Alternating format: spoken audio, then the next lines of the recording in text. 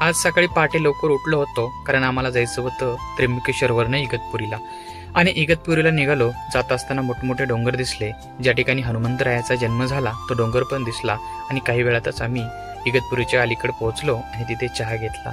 नंतर आमची गाडी खराब झाल्यामुळं, आजारी पडल्यामुळं पेरू वगैरे खाल्ला आणि नंतर तिथं थोड्या वेळ थांबलो आणि प्रवासाला परत आम्ही निघालो. काही वेळामध्ये आम्ही इगतपुरी या ठिकाणी म्हणजेच धम्मगिरी या ठिकाणी पोहोचलो. म्हणजे ज्यांनी प्रज्ञाशील करुणेच्या आधारावर जगाला शांतीचा संदेश दिला ते तथागत गौतम बुद्ध यांचा असणारा धम्मगिरी या ठिकाणी आम्ही पोहोचलो. तिथे गेल्याच्या नंतर तथागत गौतम बुद्धांची खूप माहिती, प्राचीन इतिहास त्या ठिकाणी आम्हाला पाहायला भेटला. गौतम बुद्धांची मूर्ती किंवा अनुष्ठानाच्या माध्यमातून त्या ठिकाणी मोफत राहण्याची सोय सुद्धा आम्ही बघितली. आणि परत आम्ही नाशिककडे म्हणजे त्र्यंबकेश्वर मंदिराकडे निघालो.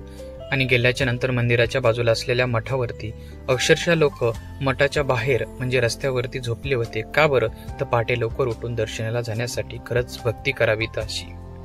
भक्ती प्रेमा विन ज्ञान नको देवा, अभिमान नित्य नवा तया माझी, अभिमान